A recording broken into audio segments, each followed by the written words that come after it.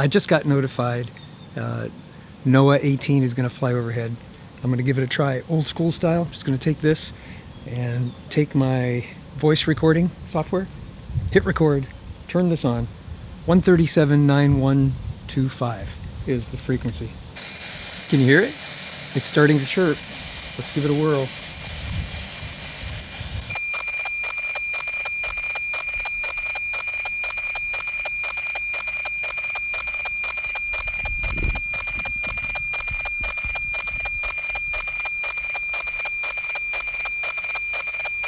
One eternity later. Okay, signal and noise ratio is probably getting a little out of hand. Plus all the dogs are barking next door. Plus this wind is blowing. I don't think I'm going to get any more. I'm going to throw this into the software.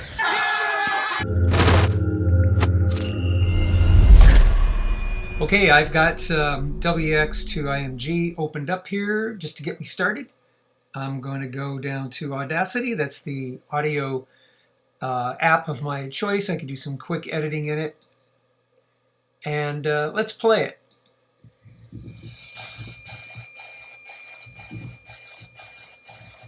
Okay, very good. Now down here, I'm going to have to change this to 11,025 hertz. That's the project rate. WX to IMG likes this sample rate. It'll tell you in the instructions when you're playing with that. We got to make sure it's a mono signal, so if you're doing something in stereo, probably don't want to do that. This right here, I'm going to get rid of that because, well, that's just a bunch of noise. That was me talking, probably getting a little out of hand. Then we go up to File. We'll export it as a wave. We'll call it New Recording. Yeah, 17. Why not? It's saved as a Microsoft Wave. I'm going to save it to the desktop. Bada boom, bada bing. Yes, it needs all that good information. It was just that quick, ladies and gentlemen. I will hide this. I will come under WX to IMG, open the audio file, hit OK. As you can see down here, the signal is processing and despeckling and doing all its good stuff. Look at that. Yeah, there was some noise. That's what this black line is. That was, I don't know, something went kind of sideways.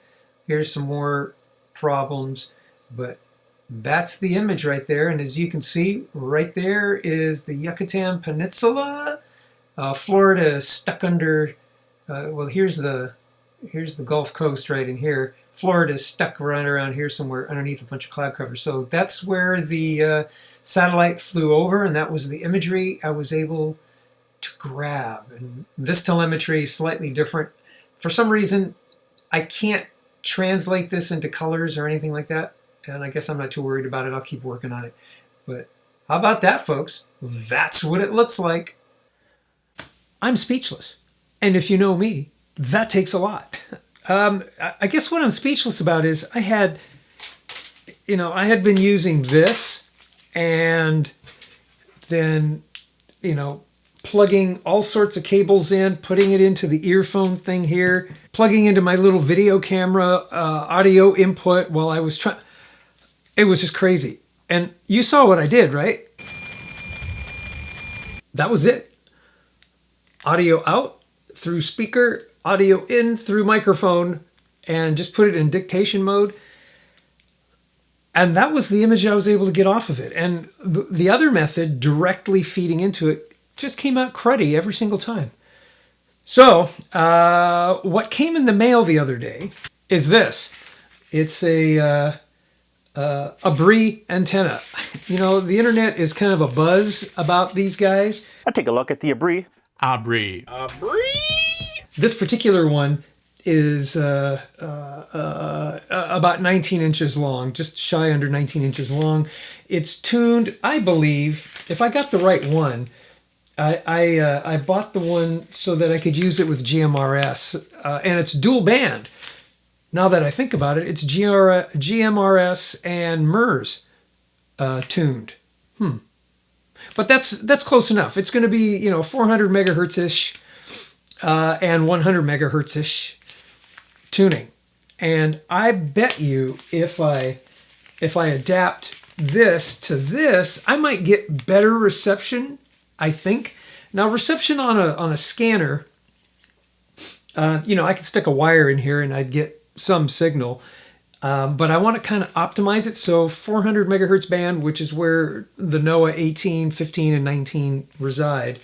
That's what this is tuned to. I'm going to adapt. I'm going to put it on there. Hang on, I'll show you. Okay, before you go all ham radio on me, I do know the difference between transmitting and receiving and why you would tune an antenna for a particular frequency or center frequency of that band that you're going for. It's so that the amount of energies that are in the radio when you press the talk button is transmitted through the antenna efficiently so that all of the radio waves go out into the space where the other radio can then pick it up. I get that. I just figured for receiving, it might be better than just a plain old rubber ducky. If you want to get all ham on me, leave a comment down below. I got my bag of adapters. I got this one too. This one, do I have this right? No, that's not the one I need. But I got them in here. I know it. I'll show you in a minute. But I'll put the antenna on here. And because it's tuned for that frequency, I might actually receive it a little better. But that's not why I bought this. I bought this because, hang on, because of this little radio. You see, now it has this 19-inch antenna on it so that I could reach GMRS. And I do believe this was tuned to that. I got to go check the documentation. I forgot what I bought. Maybe it was just tuned to 2 meter and 70 centimeter, which GMRS and MERS are in. I got to stick this on an SWR meter. Even better, the reason why I'm doing this is because I have a hard time hitting the repeater that's about 50 miles away, and I want to be able to hit that repeater in the case of an emergency, or at least be able to hear things coming off that repeater. And who knows, in an emergency, all the radio waves could be all jammed up too, but it's less likely. And if anything, I can listen to the ham area where it's probably less likely to be all jammed up. Maybe. It would beat the heck out of the telephones going down, cell coverage, it's all going down. But radio, most likely, will at least be able to listen to emergency things. Anyway, so I got this antenna that's been kind of hyped. We'll see how it works. I'm trying things. I'm trying. Okay, I couldn't resist. I had to demonstrate to you. Put the antenna on the Baofeng, what's it called? Boofwang. It's set to the frequency that repeater is on. And when I call for a radio check, just radio checking a brand new antenna out down to the repeater down in Troy. This is the China Spring area. Did you hear that kerchunk back? That means it heard me up there. One more test, just one more radio check from China Spring area up to Troy. I can make it. Anyway, let me adapt this and I'll show you what comes up. Found it. Yeah, it's a BNC to SMA male so that I can get to the SMA female in here. I'll take this off. BNC. This should go on here. Oh, there you go. It goes right on there. Let's take this thing out of the package. I know, it's always fun, isn't it? Come on. Ooh. Here's the other part.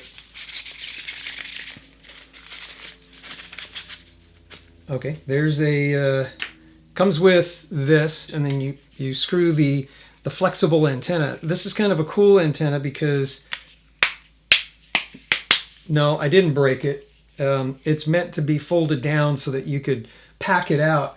And then it has this little Velcro strappy thing, and then I can wrap it around there and it'll stay folded up, and I can stow it a little bit easier because when it does that, it's almost 20 inches long. But I can, oh, nuts. What am I doing? Oh yeah, that's right. I'll screw that into there. Can you see that? Can you see that? Do you want to come down here? You'll trust me, right?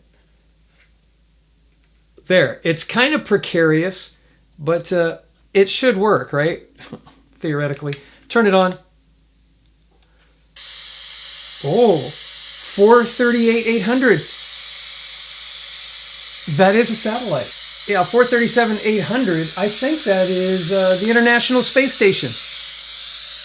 How can that be? There must be something else doing that, because if you look here on the screen, the space station is somewhere off the coast of South America. So the only thing I could think of is, man, if I unplug it, yeah, it goes away. It's squelched. Yeah, there must be just something that is triggering the squelch to open up that's in that frequency. That's our airport, and then it's back on that. Those of you that have a little more antenna experience, oh no. Let me know what you think about doing something like this. Leave a comment down below. I'm a little perplexed. That actually picks up the airport fairly well.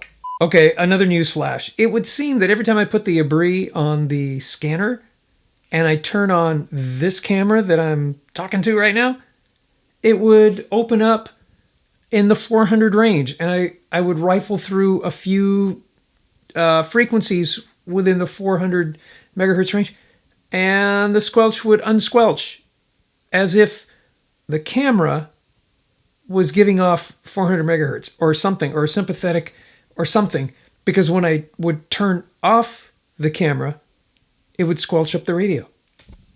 Do you have any experience with that? All right, no satellite overhead. I'm checking, no satellite overhead. I'm gonna have to wait for a satellite, and then I'll record it with a beep, and we'll see how that works, okay? Join me on the next video.